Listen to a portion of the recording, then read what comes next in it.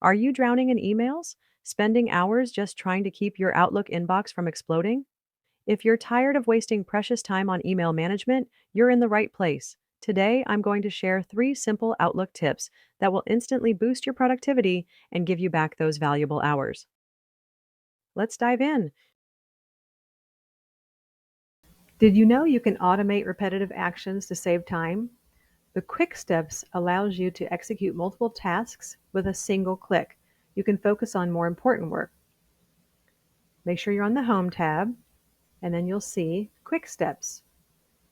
You can choose one of the selected automatic options, or if you click on the little drop down on the lower right hand corner of the section, you can actually set up some defaults and set up new ones.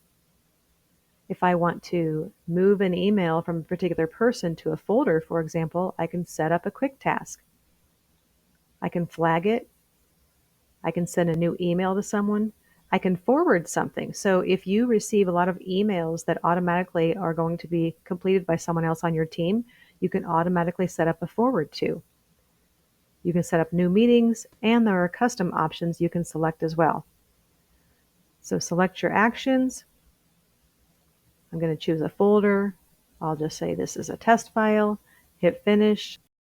Once you have Quick Steps customized and set up, you no longer have to go on the drop down and select new ones again. They'll now all appear in the Quick Steps area. So let's say Clipchamp arrived and I want to send this to a team, my team email. I can just click on team email and I can send it directly to that team. Or like I did with the test example I just showed a moment ago setting up, I want this to move to the test files folder. I have a Quick Steps already set up. I'll just highlight the email and click on test files, and it automatically moves that email to the test files folder. That's the beauty of the Quick Steps. You can set up actions that are multiple things going on at the same time, such as sending an email and moving something to a folder, or sending an email and setting up a meeting. And then once it's set up in your Quick Steps area, you just click on it and it performs all of those actions. Say goodbye to manual sorting. You can create rules to automatically organize incoming emails so you spend less time managing your inbox and more time being productive.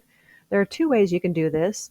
Select your email you'd like to apply a rule and alert, and go to the File menu and Manage Rules and Alerts from here. Or you can right-click and go down to Rules, and then choose Manage Rules and Alerts from here. A dialog box will open with all of your existing rules. To create a new one, simply create New Rule, and then follow the steps in this rules wizard. You have quite a few options. You can move messages to another folder. You can move messages from a specific person with specific words and to a specific group. You can flag messages automatically for follow-up, and there's a few other options. So I'm going to say let's move this to from this person to a specific folder. So down here it'll say apply this rule after the message arrives from this person. Move it to the specified folder. So I'm going to click on the specified folder, and I'm going to choose the folder and hit OK. Hit next and continue following the wizard. It's going to ask you a few more options. Do you want to apply any more conditions to this, where maybe your name is in the CC box, for example, or if it's already flagged for a certain action. So just review the conditions and determine which ones you'd like to apply to this email, and simply click the checkbox. When you click a checkbox above, it may open a step 2 option to allow you to select more specific information. The next step will ask you what you'd like to do with the message after it's already processed whatever it was you told it to take action on. So this time I can say stop processing rules, or you could choose to move it to a folder here. You can assign it to a category to further organize yourself, or you could delete it. Choose your options and hit next.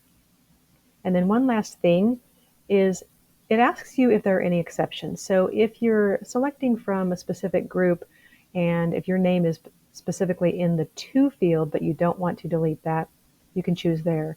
If it is marked for importance, you can say if it's marked for importance, don't go ahead and apply this rule. So there's a few options here you can select as exceptions. I'm just going to go ahead and continue to hit next. You can name the rule. And then once you're done, it'll allow you in step 2 here to say, go ahead and run this rule in the inbox, or you can wait and then hit finish once you're done.